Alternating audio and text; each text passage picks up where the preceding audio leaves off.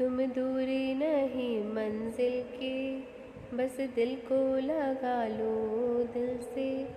तुम दूरी नहीं मंजिल के, बस दिल को लगा लो दिल से। और उसके गले से लगकर, और उसके गले से लगकर जो कहना है कहते जाओ। जिस हाल में रखे साईं, उस हाल में रहते जाओ। जिस हाल में रखे साईं, उस हाल में रहते जाओ। तूफानों से क्या घबराना, तूफानों से क्या घबराना, तूफानों में बहते जाओ। जिस हाल में रखे साईं, उस हाल में रहते जाओ। ओम साई राम। आप सभी को गुरु पूर्णिमा की हार्दिक शुभकामनाएं। श्री साईं सच्चरित्र अध्याय 27। श्री साईं समरण दासगणों द्वारा ईशोपनिषद पर टीका। श्री साईं शरण में जाना, बालिका द्वारा समाधान। क्या कहता है ईशोपनिषद? श्री साईं समरण। इस अध्याय का प्रारंभ श्री साईं समरण से किया गया है। श्री साईं बाबा निराकार थे। साकार रूप उन्होंने भक्तों के प्रेम के वशीभूत होकर ही धारण किया था। मूल ग्रंथ में श्री साईं बाबा समरण व ध्यान की बात कहकर हेमाड पंत ने लिखा है कि मस्जिद में मध्य की आरती के पश्चात श्री साईं बाबा मस्जिद से बाहर आकर एक तरफ खड़े होकर भक्तों को उदी का वितरण करने लगे। भक्तगण भी उनको निहार कर चरण छूकर उदी वितरण का आनंद लेने लगे। बाबा भक्तों को दोनों हाथों से उदी वितरित करते और उनके मस्तक पर टीका लगाते। वे भक्तों से प्रेम पूर्वक कहते कि ओ भाऊ, अब जाओ भोजन करो। अन्ना, अब तुम भी घर जाओ। अरे बापू, तू भी घर जा और भोजन कर। इन्हीं संबंधों से वे भक्तों को घर लौटा दिया करते थे। हेमाड पंत लिखते हैं कि उन दिनों की कल्पना की जाए तो आज भी वैसे ही आनंद की अनुभूति की जा सकती है। दासगणों द्वारा ईशोपनिषद पर टीका। दासगणों श्री साईं बाबा के अनन्य भक्त थे। एक बार उन्होंने ईशोपनिषद पर ईशावास्य भवार्थ बोधिनी टीका लिखनी शुरू की। ईशोपनिषद में वैदिक संहिता के भी मंत्र होने के कारण इसे मंत्रोपनिषद भी कहा जाता है। इसी तरह यजुर्वेद के 40वें व अंतिम अध्याय में अंश जोड़ देने से इसे वाजसनेय संहितोपनिषद भी कहते हैं। ईशोपनिषद में वैदिक संहिता का समावेश हो जाने से ये उपनिषद अन्य उपनिषदों की अपेक्षा श्रेष्ठ माना गया है। अन्य उपनिषद वस्तुतः ईशोपनिषद में वर्णित गुण तत्वों की एक प्रकार से टीका ही है। प्रो आर डी रानाडे के अनुसार यद्यपि ईशोपनिषद लघु है, फिर भी उसमें अनेक विषयों का वर्णन है। इसमें मात्र 18 श्लोक है, जिनमें आत्म तत्व का वर्णन, आदर्श संत का जीवन, कर्म योग के सिद्धांतों की झलक, ज्ञानवत कर्तव्यों के तत्वों आदि का वर्णन है। ईशोपनिषद पर टीका लिखना वास्तव में ही बड़ा कठिन कार्य है।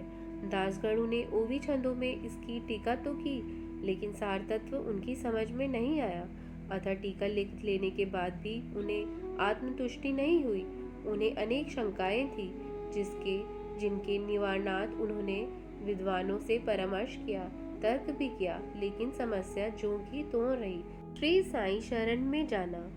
जब दासगणों को किसी प्रकार से भी संतुष्टि नहीं हुई तो उन्होंने सोचा कि इसका समाधान वही कर सकता है जिसने आत्म साक्षात्कार कर लिया हो, क्योंकि यह उपनिषद एक ऐसा अस्त्र है जिसके द्वारा जन्म मरण से मुक्ति मिल जाती है।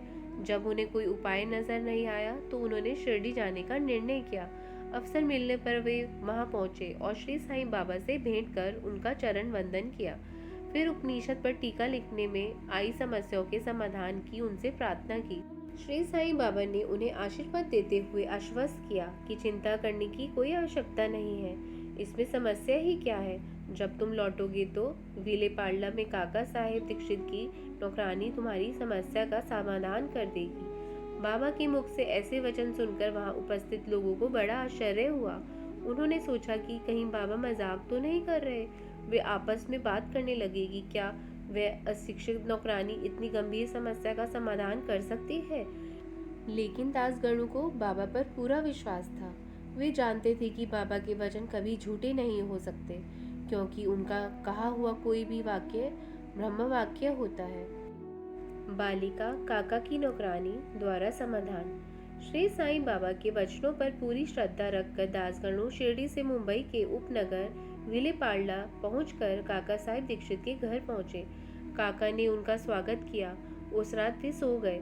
अगले दिन सुबह वे मीठी नींद लेकर उठे तो एक निर्धन बालिका द्वारा गाए गए गीत के स्वर उनके कानों में पड़े। गीत का भाव यह था कि वह लाल साड़ी कितनी सुंदर थी, उसका जरी वाला आंचल कितना सुंदर था, उनके किनारे कितने सुंदर थे। दासगणों को वह गीत बड़ा अच्छा लगा, इसलिए उन्होंने बाहर आकर देखा तो वह गीत काका साहिब की नौकरानी नाम्या की बहन बर्तन मांजते हुए गा रही थी। वह मात्र एक फटे कपड़े से तन ढके हुए थी। दरिद्रता की ऐसी अवस्था में भी वह बड़ी प्रसन्न थी। उसको प्रसन्न मुद्रा में देख दासगणों को उस पर दया आ गई। अगले दिन दासगणों ने राव बहादुर प्रधान से उस बालिका को एक अच्छी सी साड़ी देने की प्रार्थना की। जब राव बहादुर प्रधान ने उस बालिका को एक साड़ी दी तो वह इतनी प्रसन्न हुई जितनी प्रसन्नता भूखे को भोजन मिलने पर होती है। दूसरे दिन उसने नई साड़ी पहनी और प्रसन्न होकर नाचने कूदने लगी। अन्य बालिकाओं के साथ वह फुगड़ी खेलने में मग्न हो गई। फिर अगले दिन उसने नई साड़ी को संभालकर संदूक में रख दिया और पहले की तरह फटे पुराने कपड़े पहनकर आई। लेकिन उस स्थिति में भी वह बड़ी प्रसन्न थी। उसे देखकर दासगणों की दया आश्चर्य में बदल गई। दासगणों को उस पर दया इसलिए आई थी कि निर्धन होने के कारण ही उसे फटे पुराने कपड़े पहनने पड़ते थे, लेकिन अब तो उसके पास नई साड़ी थी। फिर भी उसने नई साड़ी को संदूक में रख दिया था और फटे पुराने कपड़े पहनकर ही वह गर्व व आनंद अनुभव कर रही थी। जो भी और जैसी भी स्थिति है, उसी परमात्मा का कृपा प्रसाद है। वह स्थिति निश्चय ही लाभप्रद रहेगी। वे विचार करने लगे कि बालिका की निर्धन अवस्था, उसके फटे पुराने कपड़े, नई साड़ी देने वाला व उसकी स्वीकृति देने वाला आदि, ये सब उसी परमात्मा द्वारा प्रेरित था। इस प्रकार दासगणों को काका साहेब दीक्षित की नौकरानी से उपनिषद पाठ की प्रत्यक्ष में शिक्षा मिल गई। शिक्षा यह मिली कि जो कुछ भी स्वयं के पास है उसी में संतोष रहना चाहिए, उसी में कल्याण है। इस घटना से यह सिद्ध होता है कि श्री साईं बाबा की शिक्षा पद्धति बड़ी विचित्र थी।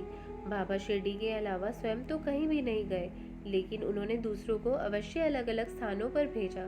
किसी को स्वप्न में दर्शन देकर प्रेरित किया तो किसी को की मनोकामनाएं पूर्ण की। ऐसी स्थिति में कुछ लोग प्रश्न कर सकते हैं कि जब बाबा स्वयं इतने सामर्थ्यवान थे तो फिर दासगणों को काका की नौकरानी के पास विलेपार्ला क्यों भेजा। इसका आशय यही है कि यदि उन्हें वहां ना भेजा जाता तो वे अमूल्य शिक्षा को कैसे ग्रहण करते जो उन्होंने काका की नौकरानी से प्राप्त की, जिसने नई साड़ी होने पर भी फटे पुराने कपड़े पहनकर की ही प्रसन्नता का प्रदर्शन किया। क्या कहता है ईशोपनिषद? ईशोपनिषद में ऐसे नैतिक उपदेश हैं जो आध्यात्मिक विषयों पर आधारित हैं। उपनिषद के प्रारंभ में ही इस बात को कहा गया है कि जो कुछ भी है वह सब ईश्वर से ओतप्रोत ही है। यह आत्मविषयक स्थिति का भी एक उप सिद्धांत है।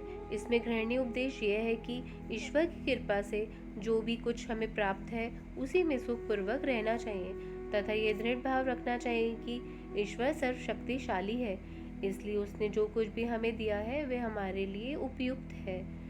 इस उपनिषद में यह भी कहा गया है जो कुछ हमें मिला है हमें उसी में संतुष्ट रहना चाहिए। पराये धन को पाने की कभी कामना नहीं करनी चाहिए, कारण कि ईश्वर की यही इच्छा है। चरित्र संबंधी दूसरे उपदेश में कहा गया है कि कर्तव्य को ईश्वर की इच्छा मानकर जीवन यापन करना चाहिए। उपनिषद में कहा गया है कि आलस्य से आत्मा का पतन होता है। जो निरपेक्ष कर्म करते हुए जीवन यापन करते हैं वही अकर्मण्यता के आदर्श को प्राप्त कर सकते हैं। ईशोपनिषद के अंत में कहा गया है कि जो सभी जीवों में अपने ही आत्म स्वरूप को देखते हैं वे आत्म स्वरूप ही हो गए, ऐसा समझना चाहिए। ऐसे लोगों को कैसे तो मोह हो सकता है और दुख भी उन्हें कैसे प्राप्त हो सकता है। शोक मोह दुख उनके लिए हैं जो सभी जीवों में अपने समान आत्मा का दर्शन नहीं करते, जिनके लिए सभी कुछ आत्म स्वरूप है, भला वह क्यों किसी में दोषों को ढूंढेंगे। ओम साई नमो नमः। ओम साई राम। ओम साई राम। अब हम कल अध्याय 28 का अध्ययन करेंगे। कोई गलती हुई हो तो मुझे क्षमा करिए। ओम साई राम।